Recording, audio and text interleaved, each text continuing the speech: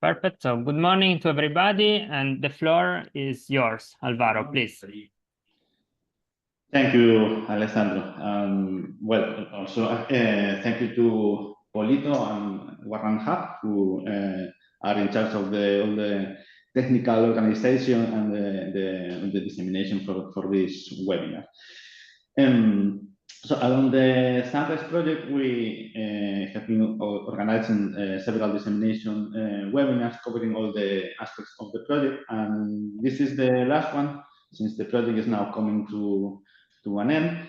And for this last one seminar, we want to give a focus more related to the sustainability implications of the objectives of the project, which are related to the recycling of polymers, not the most common polymers, but some more specific polymers, like is the case of the polyvinyl butyral, which is the main object of the project.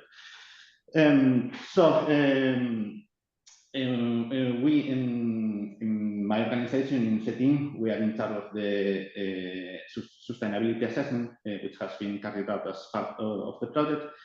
And for this webinar, I will talk about the work we did, but we also invited two speakers that will give to us some insights about the sustainability implications of the polymer recycling. In first place, we have Maria Vera Duran. She's working as Senior Technical Manager at EURIC. EURIC is the European Recycling Industries Confederation. She has a background in chemical engineering, holds an MBA from the University of Malaga, and now she's coordinating the European Plastics Recycling Branch, focusing on relevant technical and regulatory issues. She will explain to us the legal perspective of recycling plastics. Also, we'll talk about a recently published paper on priorities around recycling plastics. And then we will have, in second place, as Marta Iglesias Envil, who is responsible of the environmental innovation within the research and development area in SEAT, which is the Spanish car producing company. She's graduated in chemical engineering, also has two Master of Science in environmental engineering of companies and industrial ecology. And she has 15 years of experience within the automotive sector, as well as in the environmental field.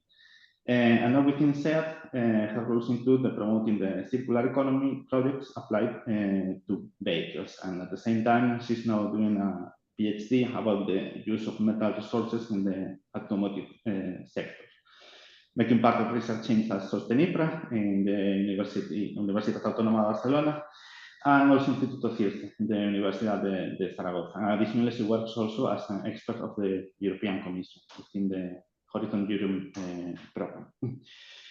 In third place, it's me where I'm going to talk as a leader of the sustainability research team in CETIN, who has been carried out this sustainability assessment for the Sunrise project. We're done, and I think I will give the floor to Maria to start with her presentation. So please, Maria, the floor is yours. Perfect. I'm gonna try to. Can you see my screen now? Yes. Yes, okay. Okay, so thank you so much for the invitation. As you mentioned, I already introduced myself, but my name is Maria Vera. I work as a Senior Technical Manager at EURIC, and EURIC is the European Recycling Industry Confederation. And my presentation is going to be a bit more generic on the plastic recycling situation at European level and about the EU policy tools that are that can be used to boost plastics recycling. So a few words about EURIC. We are based in Brussels. We represent more than 5,500 companies of the waste management and recycling sector. And we do it through our members, that we have 75 members. They are mainly recycling federation or associations like the one, for example, you have in the project Denuo in Belgium.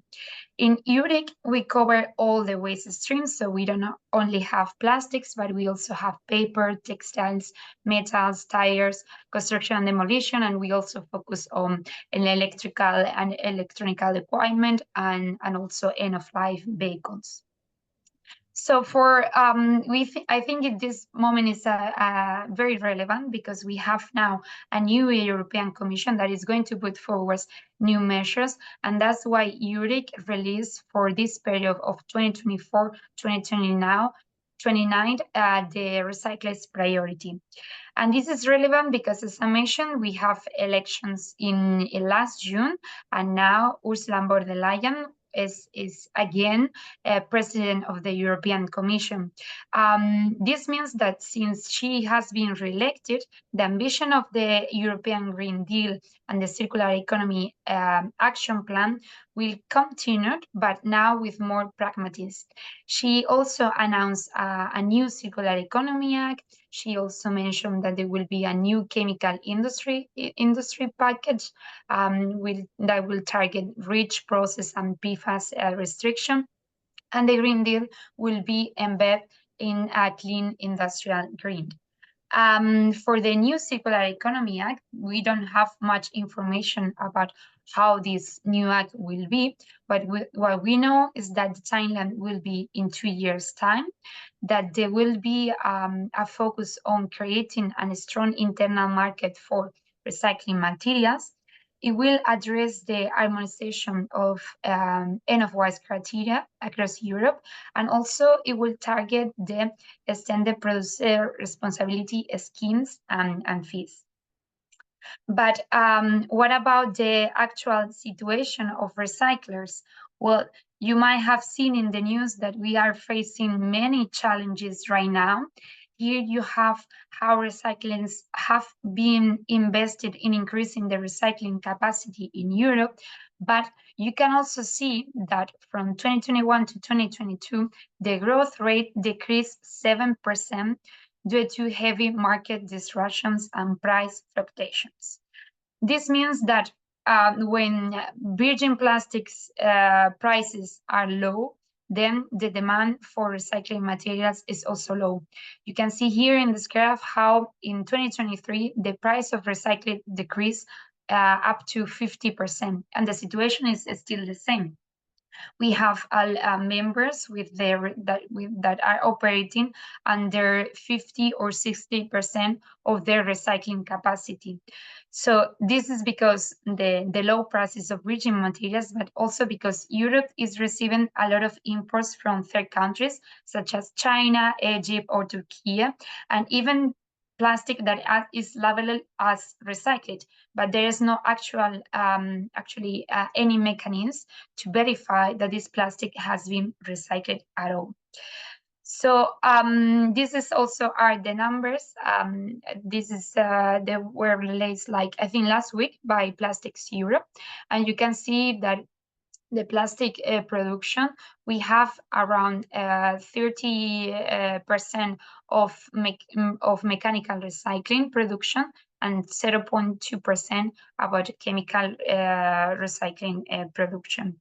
As I mentioned, the capacity of mechanical recycling is 12.5, and what we are producing is 7.1 million tons, which means there is 40% of the capacity for recycling that we are not using. And this is because there's no demand for recycling material. So when you don't have demand, it's very also difficult to invest in increasing capacity, in scaling up technologies, and also in investing in new process to recycle more complex plastic waste. So that's why we need a strong policy framework with the right policy tools to boost the demand for recycling materials. So this is the first step we need these policy tools that will create market demand. And if I can mention some of them, I think the most successful one is setting mandatory recycling content targets through legislation. It has been very efficient tool for beverage bottles, but now we have for all packaging and for the vehicles as well. There are also market-based incentives such as a lower VAT for recycling materials or for products with recycling content, and also the co-modulation of EPR fees regarding the percentage of recycling materials.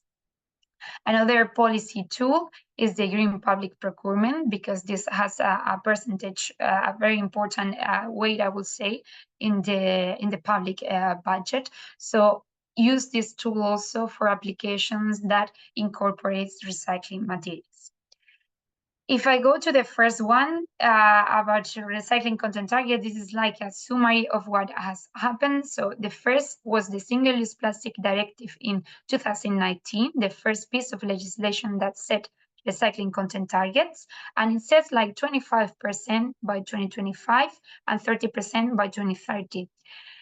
Since this policy tool was established, we saw that the recycling capacity for PET and the recycling rate has increased a lot. That's why the Commission said, okay, this tool works to increase recycling, so let's apply it to all plastic packaging.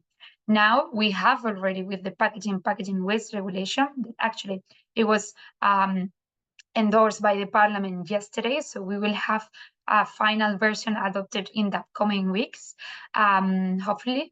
And this tool has been extended but for all plastic packaging. But now, even beyond packaging, this tool has been proposed for vehicles. So every vehicle that is produced, manufactured in Europe or placed on the market in Europe needs to incorporate at least 25% of recycled plastic. This is being still in discussion, but this is an excellent news that this is a tool that it works to increase the demand of recycled plastic. So just to show a summary of these different tools for the Single-Use Plastic Directive, the target is 25% by next year, but already today, the average recycling content rate for PET beverage bottles is 24%. So again, it shows that it works. And even more, we have already today enough recycling capacity to meet the targets not only by 2025, but also the targets set by 2030. For packaging, you already, I guess you also have heard about this. We have different targets for plastic packaging depending on the application. So we have for 2020, 30, and 2040, depending on if they are used for food contact applications or for other non-sensitive applications. What is the next step after this adoption of this regulation is that now we have the targets, but now we need to define the tools to calculate and verify the compliance with this target. Also, the Commission has proposed sustainability criteria to take into account the environmental impact of the technology. And also, what I mentioned before, they are going to adapt rules to ensure the EU equivalence of the rules for plastic waste that is collected or recycled outside the European Union. For us, really, it doesn't make any sense that to achieve the European circular economy targets, we use plastic that has been collected or recycled in China or in other parts of the world. But unfortunately, this is what we have. So at least we need to ensure that this plastic that has been collected and recycled outside the European Union and is used to comply with the target, at least it has been done in the same conditions of quality, environmental standards, etc.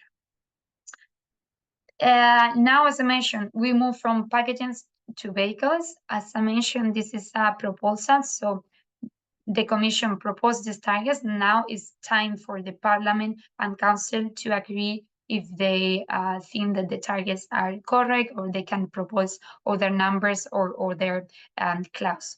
For URIC, we fully support 100% this proposal, because first, I mean, a car might have like between, I would say, around 150 kilograms per plastic, and the new vehicles will have even up to 200 kilograms of plastics. So it's very important to set the right tools to boost the plastic recycling in every product, and especially in vehicles. Here, the difference is that apart of a minimum of 25% of plastic recycling content target, there will be 25% of the 25% needs to come from vehicles. So there is a closed loop target. Moreover, there's also, for the first time, a plastic recycling rate of 30% that every member states need to achieve after 5 years after the entry into force of the regulation. As I mentioned, these numbers might change because we are in the process of discussing negotiation between Commission, Parliament, and Council, but still the proposal is out there, and we hope to see a new regulation very soon. If we go now to collection and recyclability, I think it's also a very important point to make in order to increase recycling materials, because if we want to improve the outputs, we need to focus on the inputs. If we want to have more and better recycling materials, we need to collect more and have better input, which means better recyclability. Here, I think, that's what I was mentioning, that this is some questions that once we have the targets for recycling material, there is this question of there will be enough material, or there will be enough feedstock. So that's why we need to focus on collection and recyclability. And a good example is what is happening in the packaging waste regulation, because recyclability will be compulsory. So by 2030, all packaging has to comply with the Design for Recycling criteria.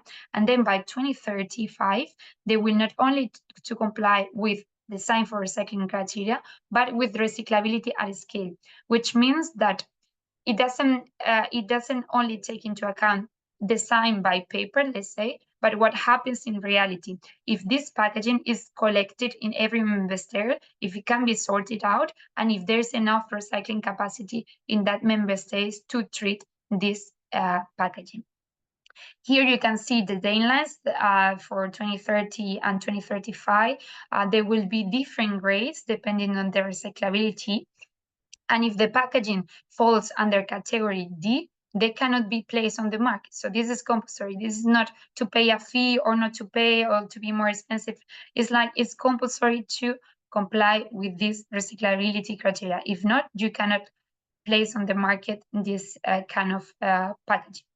Then by 2038, this will be even more strict, and only categories A, B will be able to place in the market. And for the concept of recyclability at the scale, it means that that they need to reach a percentage of recycling rate. Regarding collection, I think this kind of a missed point, but at least we have a deposit and return system to increase the collection of plastic beverage bottles and metal beverage containers. And also, in general, member states needs to set collection objectives by 2029. This is in general for packaging, but I think it's a good stamp for what is going to happen in other polymers, in other plastic products, because we go step by step. So packaging, I think, is a good example to get some inspiration of what can happen with vehicles, but then with or construction plastic products. So I think it gives the right insights to know what can we request and require by the law. Another important point that has been also mentioned by Ursula von der Leyen is the idea to harmonize Europe, to have harmonized rules across Europe, and to develop the EU single market for recycling materials. And for that, we have a new waste treatment regulation that has three main objectives. The first one is to facilitate the shipments across the EU using digitalized procedures, but also outside the EU, there's going to be more controls and more new procedures to control what happens when with the shipments outside the European Union. And also, as a third objective, is very important that the Commission will penalize illegal waste shipments and will try to reduce all the shipments of problematic waste. In a nutshell, for outside the EU, that is the main change, is that for non-OECD countries, there will be monitoring. And if the Commission sees that there is a peak of shipments from Europe to a specific country, they will analyze and they will even include a possible ban of these shipments to OECD countries.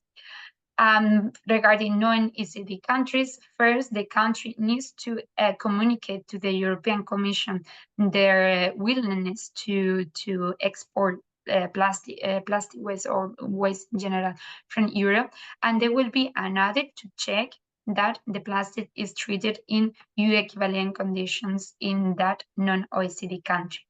Very important that for plastics, there will be a ban, complete ban on exports of plastic waste to non-OECD countries from November 2026 till 2029. You can see here the difference between, for plastics, plastic that goes to recycling, between OECD countries and non-OECD countries. So you can see here between 2026 and 2029, there will be a ban of exports of plastic waste, which means that we need to create the recycling capacity in Europe to deal with all this plastic waste.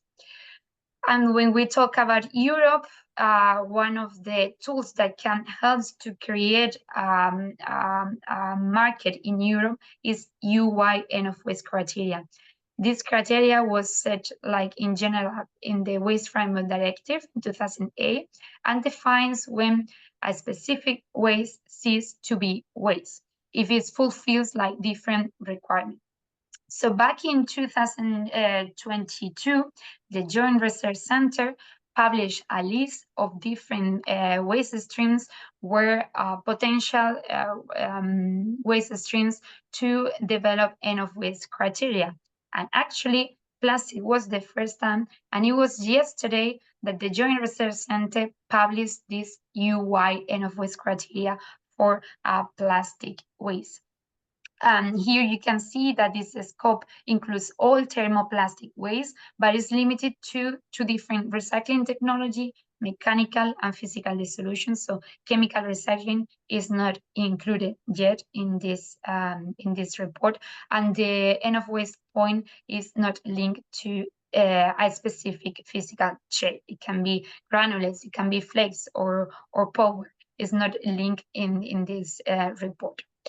So just to summarize, I think the key policy tools for plastic and circularity, the first one is to increase collection and improve recyclability to have better and more inputs to the recycling facility, to set the right tool as with recycling content targets to increase the demand for recycled plastic, and then to have harmonized end-of-waste criteria to remove the trade barriers between the country, between the member states, and to incentivize the use of recycling materials.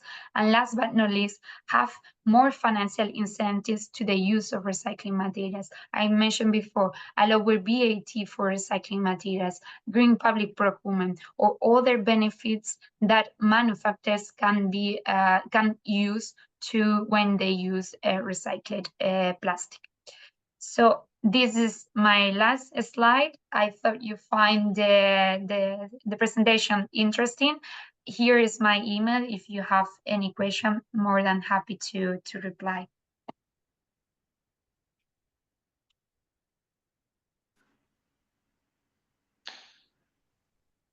Sorry, Marta, I lost connection for a little time during the. Okay, but I think it was only the last slide. Okay, is there any question from the assistants?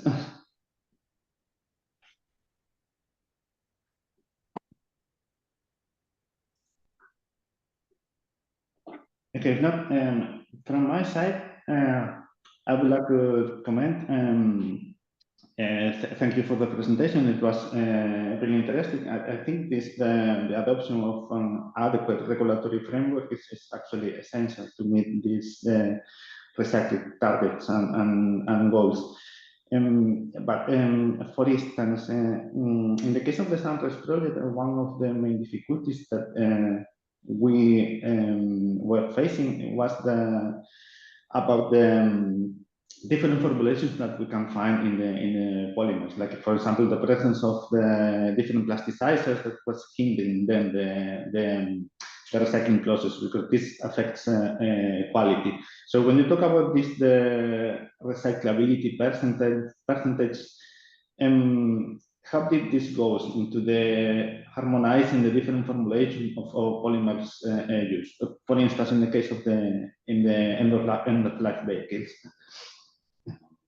Yeah, here I think there's two different words. First, when there is a proposal, legislative proposal that requires eco-design criteria, and will address all the problems with the quality. And also there is also a standardization work. For example, for vehicles, there is a standardization work on design for recycling for plastics incorporated in vehicles. And here you take into account all the hazardous substance you also use for technical plastics, glues and additives, and all the substances that might hinder the quality of the recycling process. But we see that the most efficient tool is when you have something by law mandatory, when you need to comply by law to use or to define the composition of your product. The problem is that this is a very technical problem. So what we see is that legislation a few years ago, it was setting just a recycling target. So let's put like 50% for all plastic packaging. And now they are going beyond. They are setting technical specifications for the packaging, for example. So it means that legislation is getting more complex, but and they will require more technical expertise to define what are the levels that can be recyclable. But I think it's the only way to make progress towards more sustainable and circular products. Yeah, for sure. I guess then the difficulties is about finding this compromise between the legislation requirements and then the technical challenges which are inherent to the recycling of polymers. Well, actually, this question I think that takes us to the next presentation, where Marta will tell us about the different challenges that they are facing regarding the recycling of the polymers which are present in vehicles, in end-of-life vehicles. We chose this specific sector of activity because the PVB, polyvinyl butyral, is present also in the laminated glass of the windshield of the cars. But of course, this is only one of the many polymers present in the car. So Marta will give us an overview about the whole situation, and also it's worth to mention that we in the team we have been working with CERT in the joint project, which is the Eclipse project, dedicated also to the recycling of specific polymers and present in cars. And also, I think Marta will explain us about this project. So, please, Marta, the floor is yours. Okay. I will share my screen. Okay. Okay, we have a question, last question on the chat. Okay. It's from Maria Jacob. Hello, the EOW criteria is supposed to appear in a regulation to be enforced. The JRC is not enough, right? Yeah, that's right. So it's the first step. Now it's up to the MB department in the commission to propose a regulation. But as Yuri, we will try to support them as much as possible to have a faster adoption of this implementing act is the legal name of the NFS criteria. But we are closer, I will say, getting closer.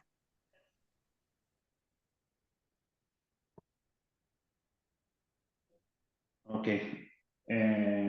So with this answer, I think we can proceed with Marta.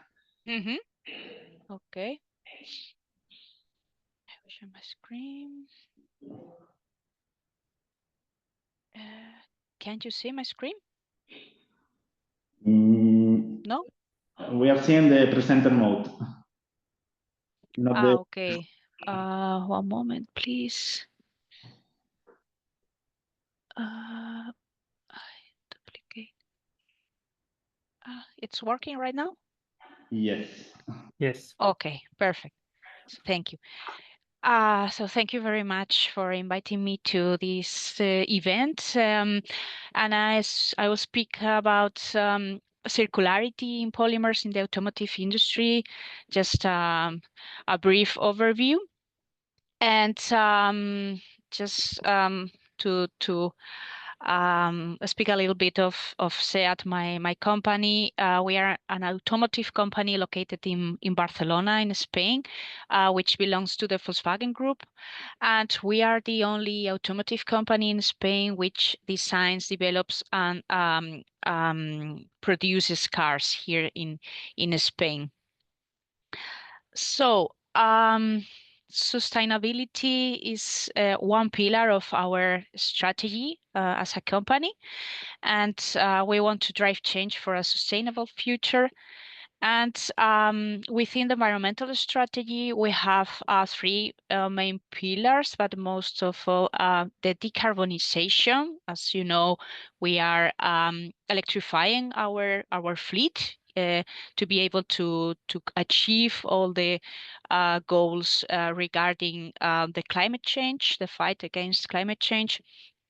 And secondly, since some years, we started to develop a circular economy strategy, fostering the introduction of recycled materials, as I will explain later. And last but not least, we have as well the ecosystems preservation regarding the protection of the water, air, or soil.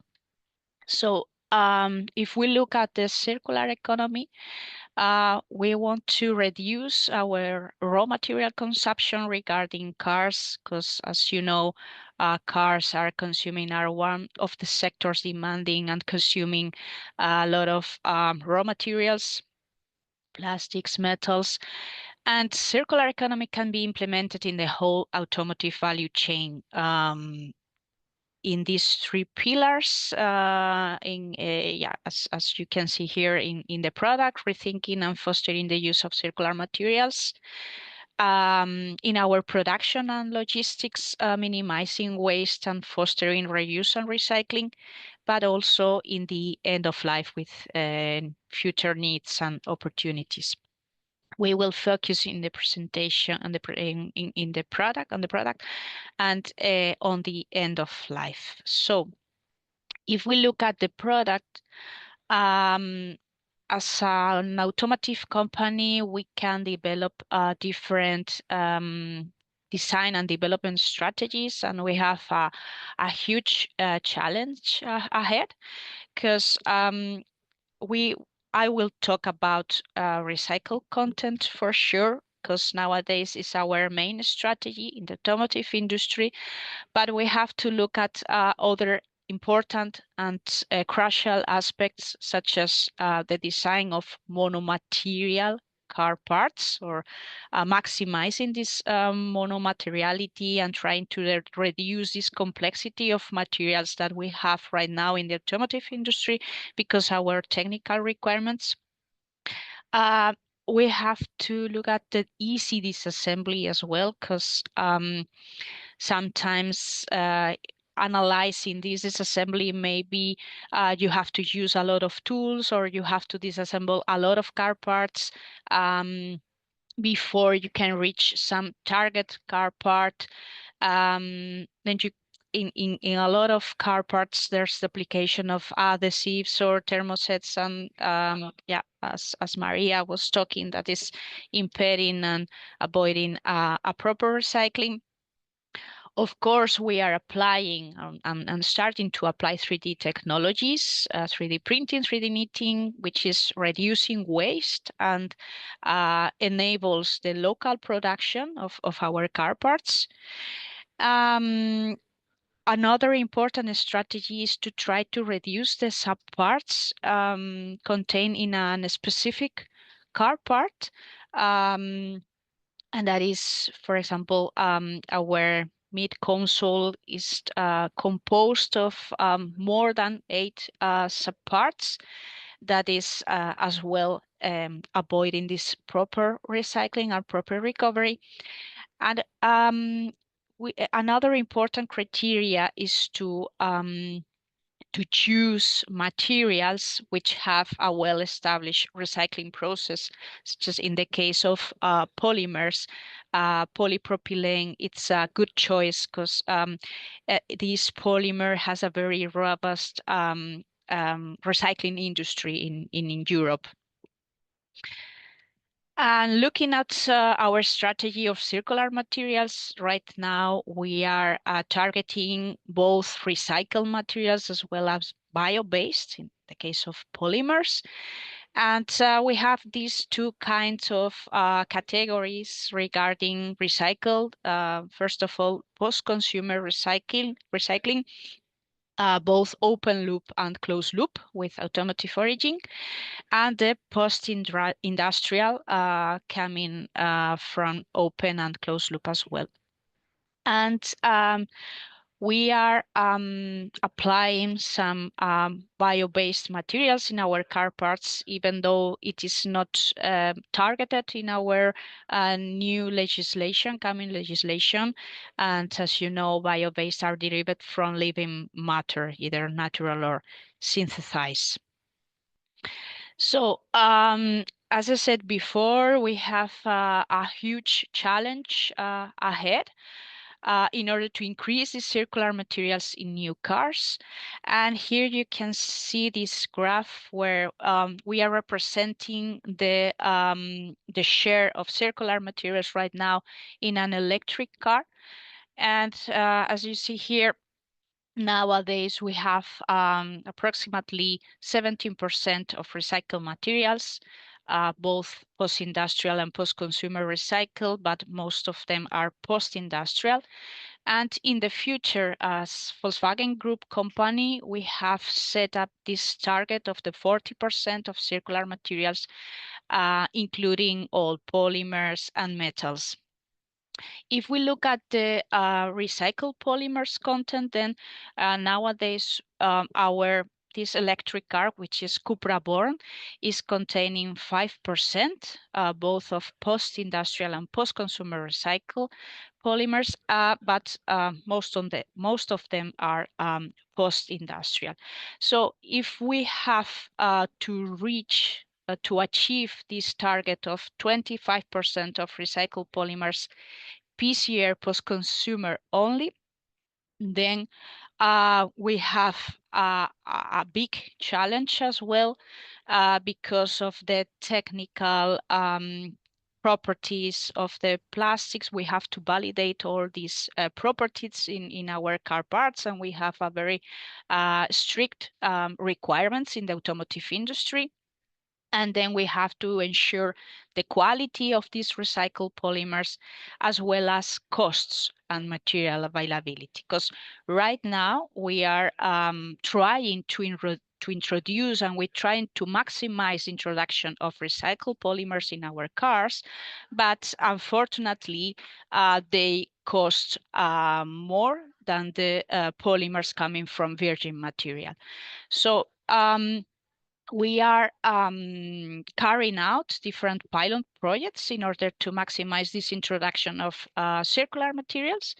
And as I said before, in order to bridge this gap, this huge gap in our view, we have to develop a lot of pilots and to validate mostly post-consumer recycled polymers. So right now we are collaborating with our suppliers in order to validate these recycled polymers in components with high technical requirements. And as you see here, we are validating a lot of car parts, but we are focused on post-industrial because it's what we are finding in the market. And most of these car parts are containing polypropylene, which is the main polymer in thermoplastics. And we are trying to validate as well other types of polymers, such as polyamides or polycarbonates. So we are developing and we are carrying out a lot of work here. And regarding the end of use, we are developing as well different projects in order to close the loop, but not only in the end of life, as I will explain later with our project Eclipse, but also looking at our production and the waste is generated in our workshops, so that we have an holistic closed loop strategy regarding polymers. 3 years ago, we started a research and innovation project, which is called Eclipse, which is Spanish. It's funded by the Spanish government with the collaboration of 8 Spanish partners. And we are jointly investigating innovative separation and recycling technologies for the light and heavy fraction of the fragmentation of end-of-life vehicles. So as it is shown here in this graph, we are starting with this post-fragmentation residue, which is very, very complex because, for example, in Spain, vehicles are not fragmented alone. They are fragmented with home appliances, with building residues. So here we have a mixture of materials, of plastics, of metals as well, of wood. So this very, very complex mixture has to be separated by different 4.0 technologies, because conventional technologies are not valid for this process, because black polymers, which are applied in the automotive industry, cannot be separated by conventional processes. So we have to apply 4.0 technologies, such as sensors, such as robots, in order to separate properly these polymeric fractions. And in this project, we have targeted polypropylene as the main polymer in thermoplastics, and polyurethane as a thermostable, as a main thermostable polymer. And then once we separate these two kind of plastics, then we applied several recycling technologies, because there's not a unique solution. So we have to apply different recycling technologies and look for synergies between them. And a very innovative recycling technology is the one applying a biological treatment, which is developed by Repsol. And then we have other recycling technologies, applying solvolysis, applying supercritical CO2, but also pyrolysis, applying an innovative technology such as microwave. And then we isolate and purify these chemical specialties. We synthesize again this new polypropylene and polyurethane.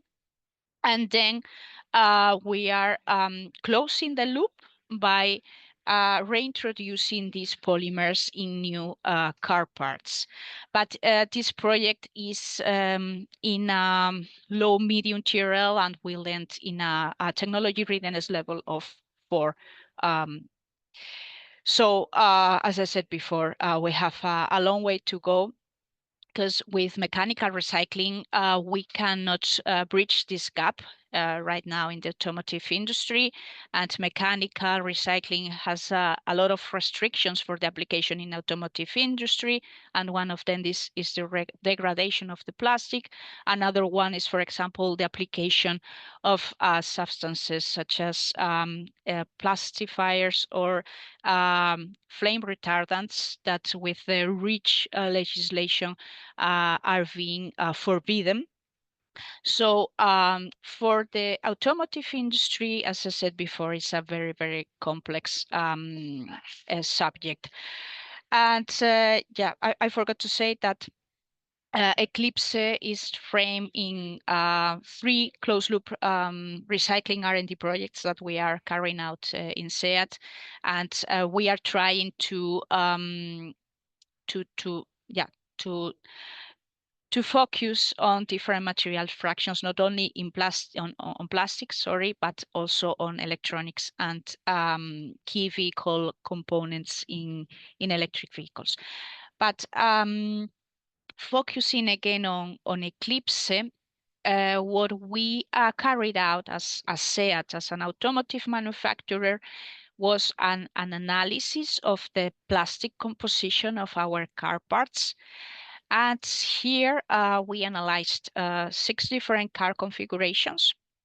And we concluded, in line with other previous studies, such as the bibliographic study of the Joint Research Center, is that a car can contain more than 200 kilograms of plastics. In the case here, we analyzed full vehicles, combustion vehicles, because these are the ones which are closer to the authorized treatment plants. But in the case of electric vehicles, we are talking about 300 kilograms of plastics. But on average, we have 18% of plastics. And what is incredible is that a car can contain approximately 40 different plastics. If we group it together in families, then we are talking about 20 types of families. And the main polymer, as we mentioned before, is polypropylene. And other important polymers are polyamide or SVR in the tires, or polyurethane, mostly in the seats, applied in the seats, but also other polyolefins like polyethylene or or PET. There are other polymers which are in minor quantities, such as the case of what you are studying, the polyvinyl butyl. But these kind of polymers are, even though they are in a minor quantity, they are important because of the application. So our idea, or our main challenge we see, which is trying to reduce as much as we can the quantity of polymers. In some cases it can be difficult because of the kind of application. So we determine as well that 60% of the polymers are composed of this kind, mostly polyolefins, but also polyamide, polyurethane. It has been said, and the good news is that more or less 30% of the total plastics are this group of polyolefins: polypropylene, polyethylene, and PET. Which is good news, because we can focus maybe in increasing this proportion of polyolefins, because then the recycling process will be easier, because we have polymers of the same family, because they are polyolefins. So another strategy would be to try to use polyolefins or polymers of the same family in order to enable this recycling process. A step further was to try to determine or to develop a strategy for scoring the recyclability of a car part. We selected different car parts important in terms of weight, weighing more than 1 kilogram, and with an important content in plastics, more than 80%, and selecting these car parts such as bumpers or the cockpit and other car parts. We define this criteria to define an overall recyclability of the car part, and the criteria were the number of main polymers. It is clear when you have more than 8 polymers in the car part, then the recyclability is very low. The number of subparts as well. The higher this number, the more difficult is the recycling. This factor is the polymeric compatibility. As I said before, if we have, for example, different polyolefins in a car part, then it's not so bad. But if we are mixing, for example, PP with PU, then the recyclability will be 0. Then we looked at the adhesives and fillers compatibility, presence of coatings and adhesives, and last but not least, the availability of recycling technologies. Because as I mentioned before, for polypropylene, we have well-established recycling technologies, but focused on mechanical recycling. And as I mentioned before, we have to develop physical recycling and chemical recycling for the future for meet these targets. And of the all car parts analyzed, we determined that the average recyclability was 2.5. So we have a room for improvement in the design and development of plastic car parts. Finishing my my presentation, there are great chances and challenges to face together. First of all, chances would be that we can develop new circular materials. We can apply new circular materials, new recovery technologies as well, and the innovation and investment. This is very good for Europe. We have a potential regarding eco-design, as we saw before. With this complexity of materials, it's very difficult to apply proper recycling technologies to the post-fragmentation. So it is clear that we have to improve our eco-design. We have to we have to go to more monomaterial concepts, to look at the compatibility of the polymers, because otherwise with the post-fragmentation it's very difficult. And it is clear that some car parts can be disassembled before going to the fragmentation, but the disassembly cost, the disassembly hours or disassembly time to do this is killing as well the whole recovery process. The potential relies in the collaboration and transparency in the supply chain and in the closed loop. However, we have to face several challenges, such as the circular material supply, because in the future we perform such an analysis, and we see that we have a mismatch between the offer and the demand. Because, for example, PET will be introduced mostly in the packaging industry. Then we have this challenge with the circular material cost, with recycle cost, because as I said you before, the suppliers are increasing the price when we demand recycled plastic.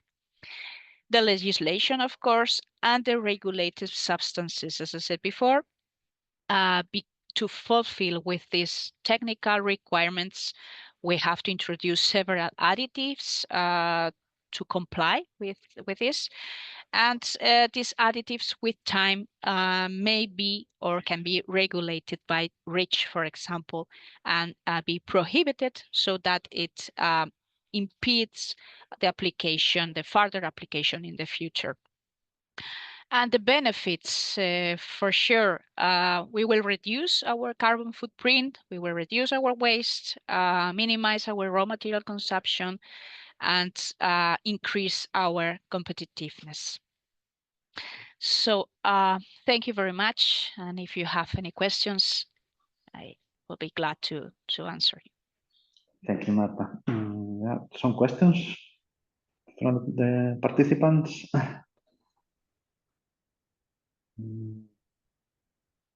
Okay, I can comment. Just a short comment because I do not want to extend. I guess when we were looking, Marta, at this scoring of the recyclability, I guess this is or should be mostly aligned with the costs. I mean, if the recycling process is increasing in complexity, then the cost of doing this will increase accordingly. The price of the car part, you mean? No, the recycling process itself. I mean, you were talking in the beginning that nowadays you find that recycled polymers have tend to have a higher cost than the virgin. So I guess as long as you can simplify the recycling process, then the cost will become maybe lower. Yeah. You're right. Yeah, the future. Yeah, if you can simplify the plastic composition of the cars, then it would be easier to recover them, and then consequently the price can decrease. Yes, you are right. And also this short question. I mean, I guess you were talking mostly about closed loop recycling, which is also related to this the target of the 25%. But are you also looking into the open loop recycling, even as a secondary? Yes, that's right. We are looking both to open loop and closed loop, and in fact, currently, the material which is available and which we are validating is post-industrial open loop, because this is what the suppliers are offering us.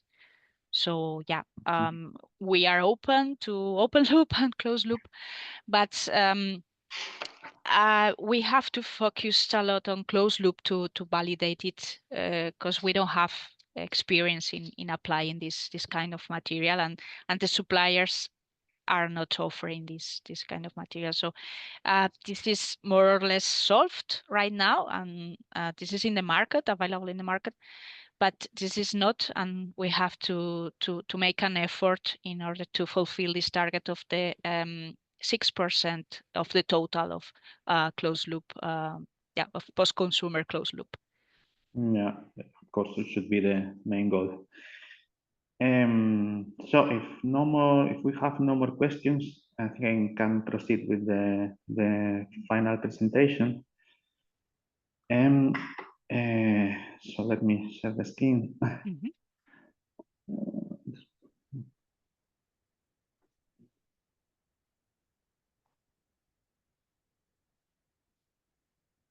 Okay.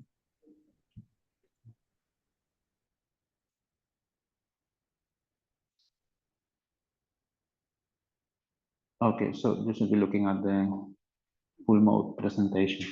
Yes. Well, actually, all the topics and implications that the previous speakers have shown to us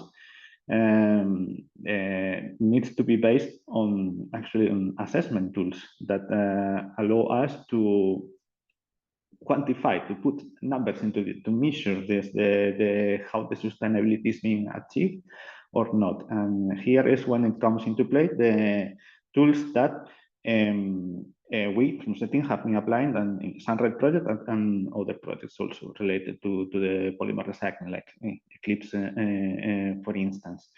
When we talk about the sustainability assessment, we have the three dimensions of sustainability: the environmental, economic, and social one. Now we'll focus just on the original one, the first one that was designed, that was the environmental. And this is done by means of the life cycle assessment methodology. So we're going to give you some insights about how the application of the life cycle assessment was carried out for these Sunrise projects and comment some selected results.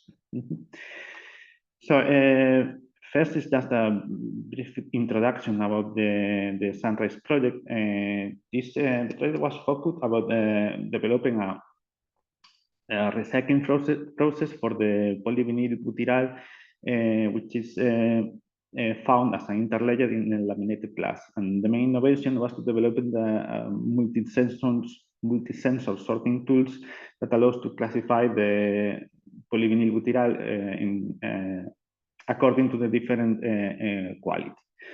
And then proceeding to the recycling process, and finally directing this recovered polyvinyl butyral to some selected applications, mainly again for the laminated glass, but also other uses were proposed. The project is now finishing. It has lasted in 42 months. It has involved a wide consortium of partners across different countries in the European Union. As you can say, the project is coordinated by Lurederra, which is a research center located in Navarra, Spain, but we have also partners from Italy, Germany, Greece, etc., involving research centers and research institutions, but also the final users that will be interested in applying the recycled polyvinyl butyral in their applications, and also, of course, the recycler sectors, which are the most interested in giving value to this polyvinyl butyral instead of treating this as a waste, which is the current situation now.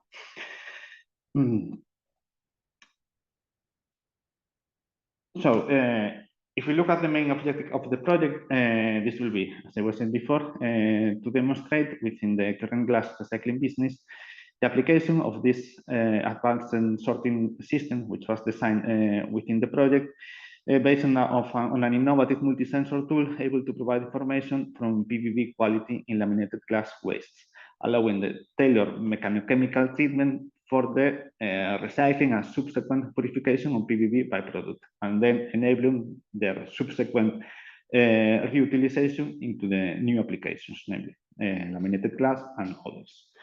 So the role in the team and what we're going to explain to you is how to quantify actually the environmental sustainability of this procedure, of the process that has been proposed within the product.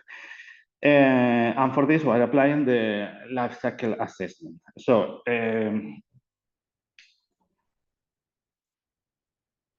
looking at the initial situation, what we have in laminated glass, the polyvinyl butyral is used on a polymeric interlayer found in laminated glass, and this is mostly present.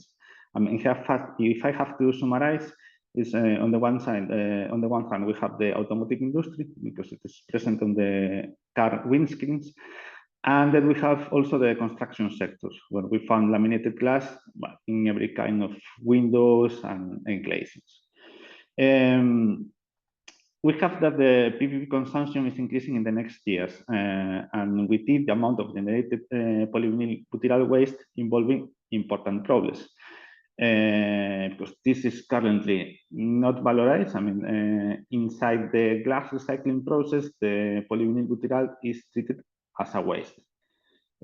So something that has to be paid for, I mean, to be disposed either in landfill or incineration. Which is the idea here, is to turn this situation and instead of dealing with polyvinyl butyral as a waste, then recycling it and obtaining a new resource for new applications.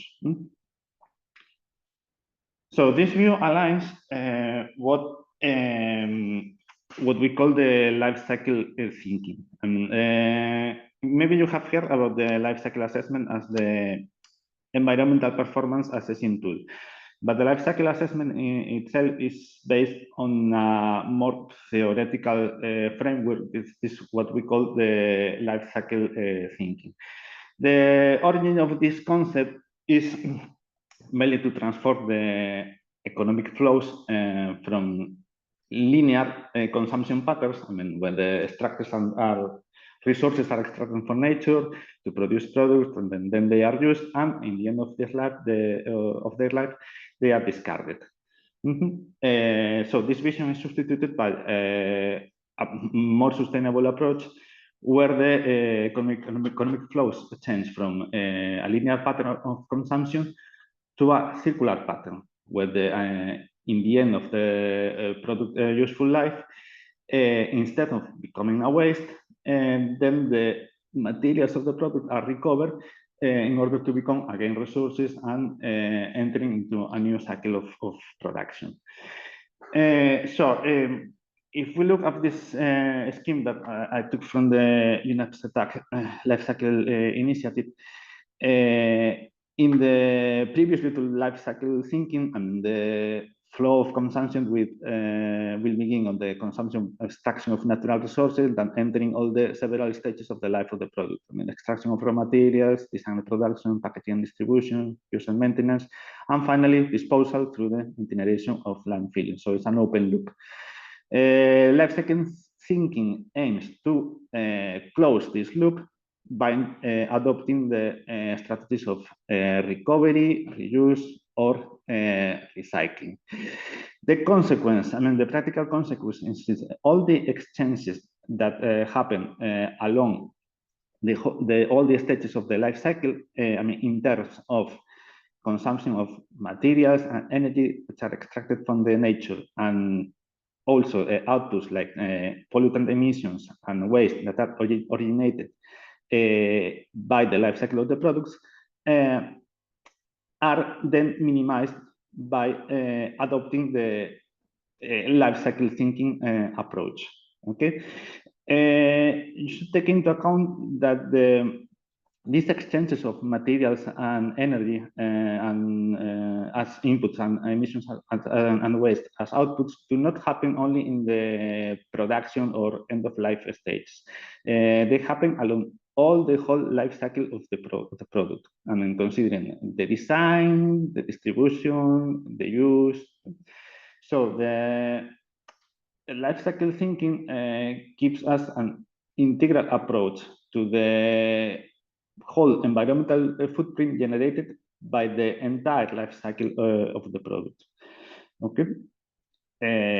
What we have in the case of the polyvinyl butyral is a very clear case. The polyvinyl butyral is mainly not recycled, actually. So it's a primary product extracted from nature, from fossil resources, actually, and in the end of life is managed as a waste. So what is trying the project is to close this loop by recycling. But actually, we should not understand the life cycle thinking just as generating a picture of what is being done, and then nothing else happens. No, it should have a practical consequence. Actually, the idea of life cycle thinking, then expressed as the life cycle assessment methodology, is actually to generate results that can be used for taking decisions. So the final approach should be integrate these assessment tools as part of all the decision-taking processes which take place along the life cycle of the product. And this comprehends, in first place, the design phase, which is the responsibility of the producers. So the life cycle thinking should be applied from the very beginning of the design stages of a product in order to guide the business design. Actually, this is considered about what Marta was telling us when mentioning the eco design. Eco design will be the final consequence of the life cycle thinking in this stage. That is designing a problem from the beginning, but thinking into simplifying the end of line, facilitating recycling, minimizing the use of the consumption of resources, and so on. This for the first place, but also another step for decision making is important is in the case of consumer purchasing decisions. And then if the results obtained from the life cycle assessment and other environmental performance studies are adequately communicated to the general population, this facilitates to consumers to take decisions about which product they should acquire according to sustainability. This could be made, for instance, through the use of the eco labels, okay, which is an easy way to communicate environmental performance to the general public. But finally, and this will be for me the ultimate goal, and this is linked with what Maria was presenting to us in the first place. All these assessment tools should produce useful information for taking decision at the regulatory level. So that this corresponds to policy making. And in practice, adopting this life cycle thinking as a standard practice, which is on the structure of the regulatory framework to be applied to all these sectors of activity, like the polymers in the automotive sector. This could be made through of course, the adoption of a regulatory frameworks through laws, and also by the use of instruments like, for example, the green procurement and the others that we have seen in the presentation of Maria. Okay, this is the general theoretical introduction. But then when we come into practice,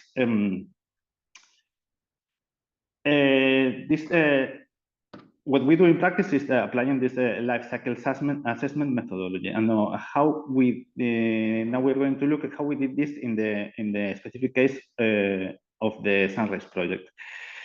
So maybe you are familiar with this. This is the classical structure of the life cycle assessment, which is organized into 4 steps. First, defining the goal and scope. Then the goal as definitions comprise all these single steps, like establishing an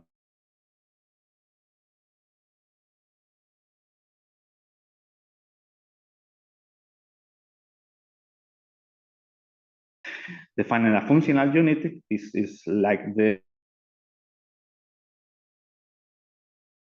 and then having decided this, and it comes the inventory analysis with the compilation of all the materials and energy flows entering the life cycle study, and also all the waste and pollutant emissions which are outputs of this same product life cycle.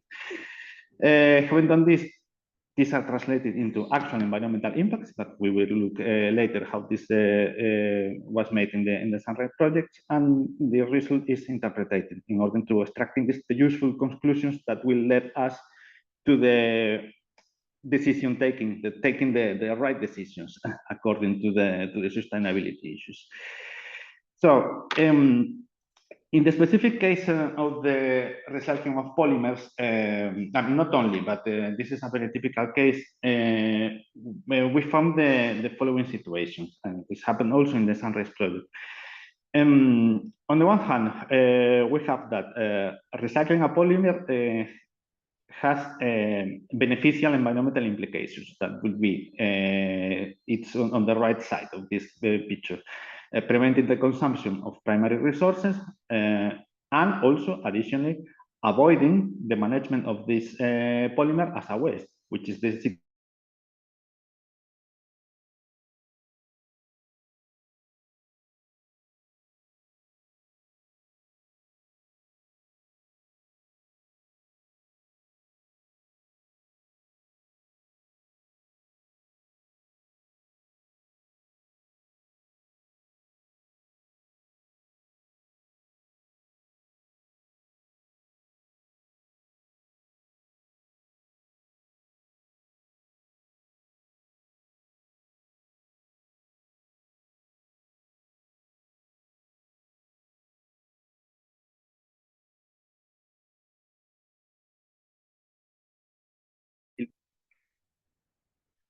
until making it satisfactory.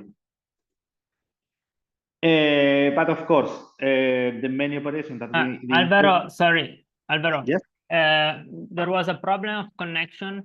So the presentation is no more shared, and you were freezed.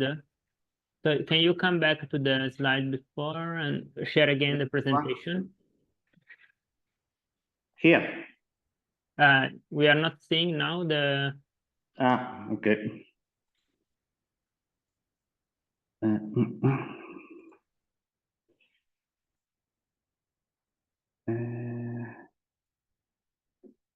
Wait.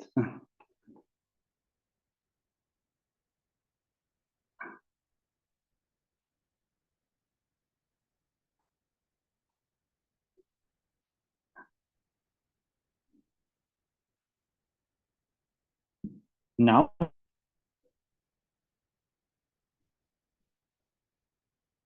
Is it right now? Yes, now we are seeing your slide. We were in the following one. Okay. Yeah, we arrived here. Yes. Then it was interrupted the condivision. So. Okay, but did you hear the explanation? Yeah. Okay. So I was saying the more operations that we introduce, then the more sources of environmental impacts that we are generating within the process. So in order to find a satisfactory result, we need to find a compromise between these both drivers. On the one hand, obtaining the suitable quality, but on the one hand, not complicated so much the recycling process, and then increasing the impact associated to it. How was this in the Sunrise project? Okay, the recycling process proposed in Sunrise was mostly mechanic. There is also this optical sorting tool, and then a chemical module that is mostly with purification. But when calculating the environmental impacts of this sequence of stages, we found that the most contributing one to generate environmental impacts was actually the mechanical treatment stage. And this was mostly due to the electricity consumption. What can I comment here? I mean, this is not a surprise because it's, if we look at all the activities carried out here, just the main ones are those involving electricity consumption, which is machines working, basically. if we try to compare this with the production of the primary polyvinyl butyral, primary or virgin, then we'll find this is also a typical situation in this kind of projects, that there is a factor of scale affecting the performance of the experimental designs. And as long as this is an innovative and novel proposal, it has not reached the level of technological maturity to put it in a 100% fair comparison with already well-established industrial processes. So the hope is that as long as in further technological developments, the process proposed here gains a broader scale, I mean, it is upscale, then the optimization of the reduction of consumption and also energy will lead to better results. This is one of the main conclusions that we always find in this kind of projects, and that should be taken into account.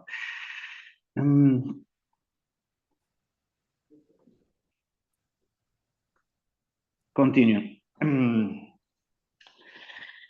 I have shown the recycling process as it is, but then we come to the issue of quality.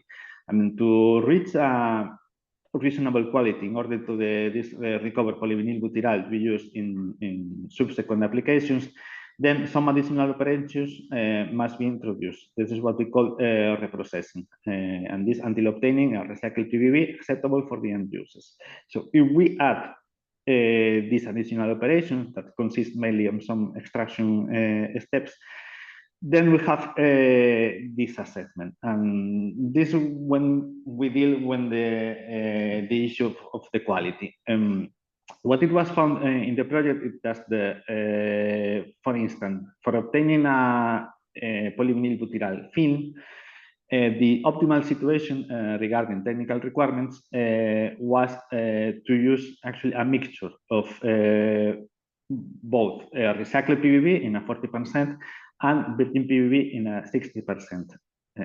This is what I was telling before. I mean, there is always needed to find a compromise between the technical performance and the sustainability. In this case, 100% recycled PVB was not optimal from the technical point of view, so we need to stay on this mixture, this combination of both sources of polymer. This led us to these results. I mean, we have here a whole set of impact categories and different types of environmental impacts, like, for instance, global warming, freshwater ecotoxicity, the consumption of fossil resources, and so on. And not all of them behave in the same manner, as we can see. For example, for global warming, we see that the contribution of the virgin PVB is much higher than the recycled PVB. That means that in this case, introducing the recycled PVB has a beneficial effect in terms of carbon footprint, okay, because the contribution to impacts is smaller. But we find some other categories with this not happens, and either the contribution of recycled PVB etc. is higher, and even higher if adding then the reprocessing steps.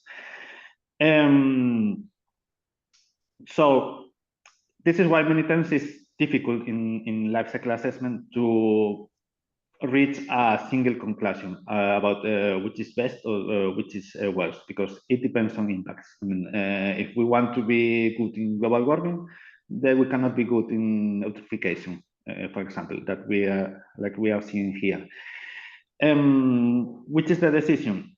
Okay, we as a scientist, we cannot give a single answer to this. It will depend on every case. What can I explain? For example, global warming is a general concern from all humankind, while eutrophication, for instance, is mostly a local impact. It depends on the damage generated in every location. So this will be this could be maybe a criterion for deciding which category is best in this case, where we should focus on. But there is not a single answer. That's why because we should not focus always in just a single impact like global warming or fossil resources. We always tend to look to the whole picture, like it's like presented here. Okay.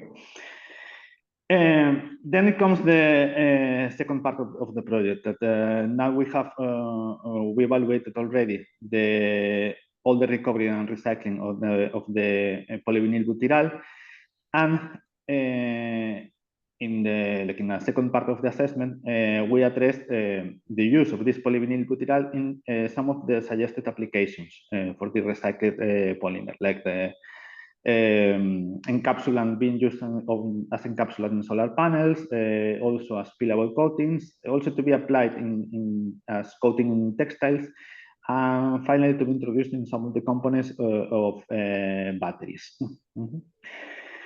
So to evaluate these applications, we always work in relative terms. I mean, for us, the absolute numbers about the kilograms of carbon dioxide emitted are not always really useful. What is useful to us is always establishing comparison, and for establishing comparison, we need benchmarks. In the case of this project, we had to look for every one of the applications proposed. We had to look for a suitable benchmark, which will correspond to the current market price, market practice, and then compare if the introduction of PVB is better or worse to these established benchmarks. So for every one of them, we chose a benchmark. I'm not going to show all of them, of course, only some of them. For laminated glass, it will be the comparison that we already saw. This is recycled PVB versus primary or virgin PVB. For the photovoltaic solar panels, we chose another common polymer to be used as encapsulant, which is the ethyl vinyl acetate. In the case of coatings, the suitable comparison that we found is the same dispersion to be applied on the textile, but made of not recycled PVB, from virgin one. And in the specific case of carpets, which was one of the textile applications, it was compared with latex. Finally, this I will show with more detail the application in batteries using recycled PVB as binder for the cathodes instead of polyvinylidene fluoride, which is a common polymer used today for this application. And finally, we have another secondary application during the project did not reach like a final product which could be compared to another suitable market alternatives. But this is also worth it to mention in this, because in life cycle, what life cycle thinking tells us is that we can only evaluate products or services which are fully functional. I mean, and there is no point to applying this kind of assessment tools in processes which are not in a very early stage of development, and which are still not able to fulfill useful functions. I mean, from the point of view of the society, we always dealing that products which fulfills a necessity, okay, a reasonable necessity, because if we can conclude, even when before proceeding to the life cycle assessment, we can conclude that the necessity to be fulfilled is not worthy for the society, and then there is no point in consuming this product. This will be the conclusion. But okay. So for actually evaluating every one of these comparisons, as I was saying, we need to rely on two main assumptions. First, I was already asking about this. The recycled PVB quality must be acceptable for the function that the polymer in this case must fulfill. Okay. If not, the comparison is not fair and should be corrected anyway. For example, if it could happen that for achieving the same functionality, I will need a higher mass of recycled polymer than if we were using virgin polymer. So I will introduce this into the assessment. I will compare different masses of polymer, but having the same functionality. This could be made rely on mass or any other property which is relevant to the application study. And also, there is also a previous assumption that is sometimes forgotten or misunderstood, that in order to assess as beneficial for the environment a recycling process, the recycling process should be innovative, should be a novelty in the market, because in the case of markets with recycling is already well established. For example, this will be the situation of metals, which are higher rates of recycling in general. Then introducing a new recycling processes will not give us an additional environmental benefit, because we are already in a situation where the material itself is already recycled. So it has already become the current standard practice. In the case of polyvinyl butyral, this is fully true, because it's not recovered nowadays, not to a great extent. So this is accomplished. Of course, the situation, the assumption with quality has also a strong relation with price, because it's maybe possible that we obtain a product with a recycled product with lower quality compared to the virgin counterparts, but if we are able to sell it at a lower price, then it will be still worthy for the market. I mean, it has some value. It's not the same quality, but this is compensated by the price. Of course, we were looking at this before in the CERT presentation. If the recycling process is so complex that the price is still not worth it, then this not works.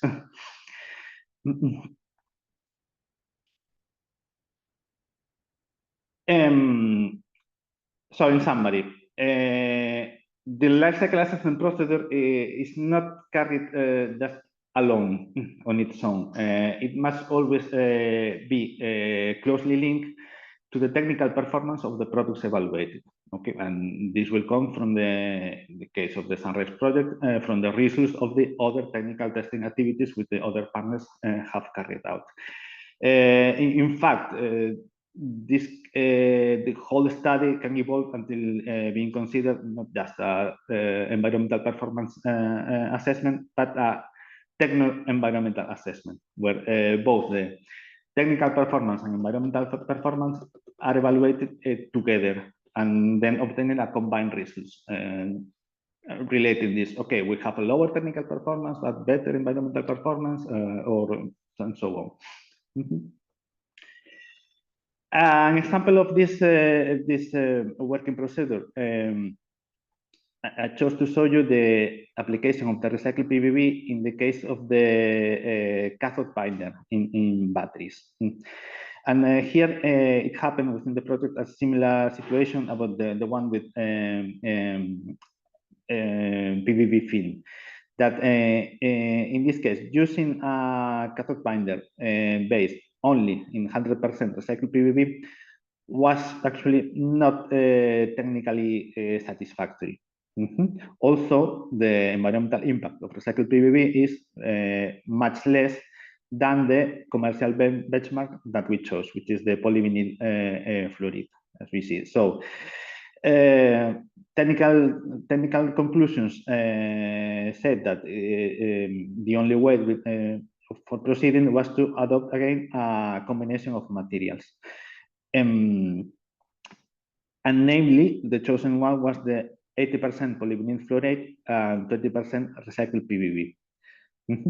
So this is again a case when we are playing between the environmental performance on the one hand favoring recycled PVB, but the technical performance on the other hand favoring more the combination of materials, until reaching the compromise result, which was this mixture of 80% polyvinyl fluoride and 20% recycled polyvinyl butyral.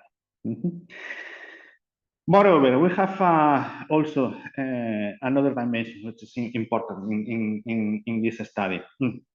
I was talking on the beginning that this project represents two main environmental advantages for the recycled PVB. One is replacing other polymers based on fossil resources and preventing its consumption, but on the other hand, to avoid the need of managing the recycled PVB as a waste, which is the current situation.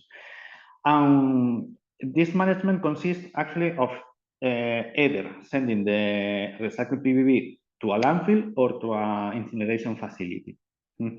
So in order to obtain the full picture of the environmental outcomes of the project, we must also include the situation, like an added scenario to the previous one, to the production of either the recycling and the primary.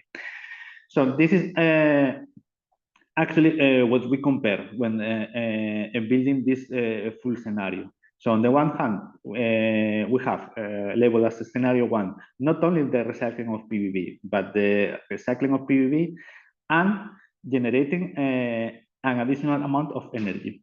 Why? Because this is the energy that will be generated if the polyvinyl butyral was sent to a recycling facility. Okay, so in order to fairly compare both scenarios, we need to include the production of this energy.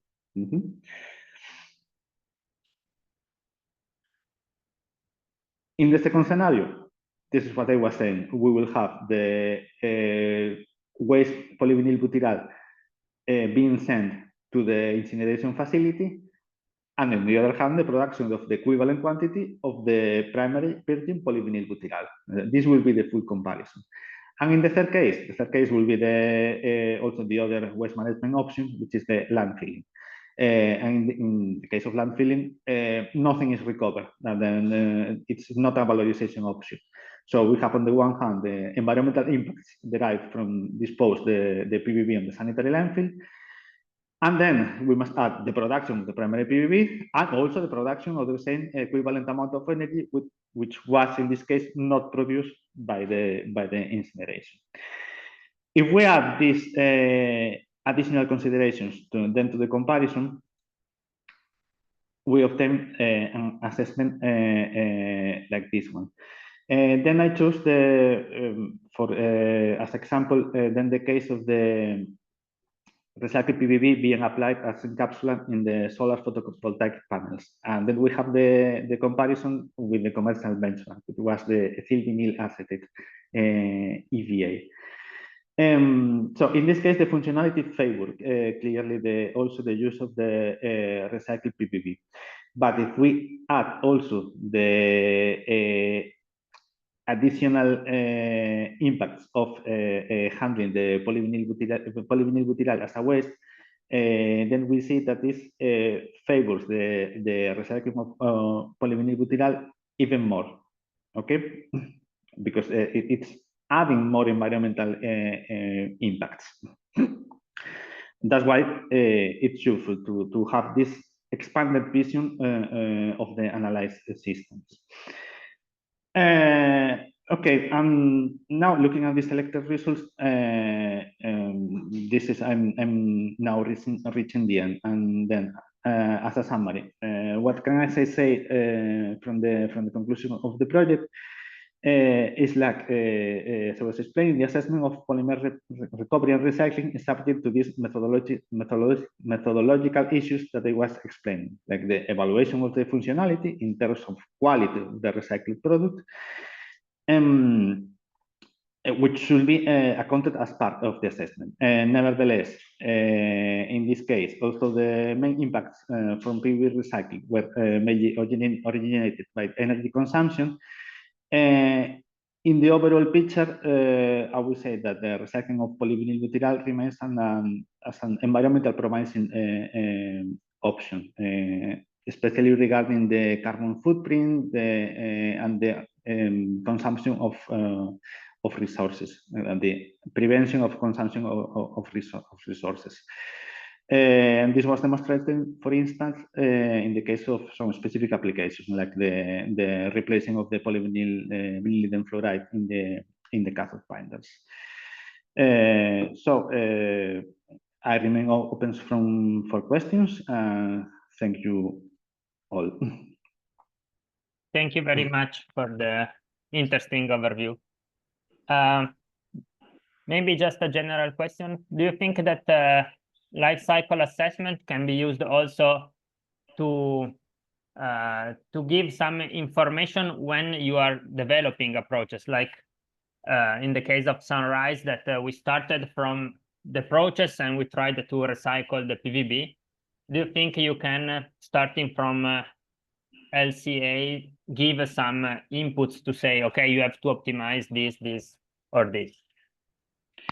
It should be, but not without challenges. I mean, I think that the evaluation of sustainability must be applied from the very first moment. But of course, the situation in the very first moment is that the information is not enough. So the application of the life cycle thinking in that point should be well, it has to be always in a simplified manner. It is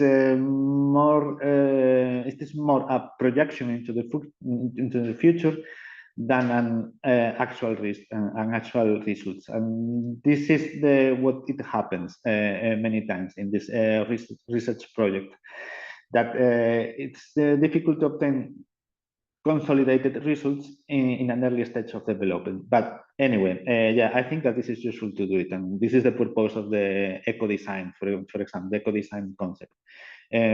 Because if it is not done, then in an early stage of development, maybe it will be too late to introduce these considerations.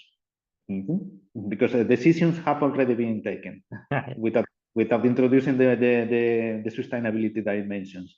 So, yes, this is an issue to be discussed. Yeah, thank you very much.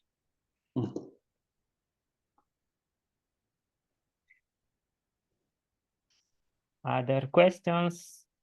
Otherwise,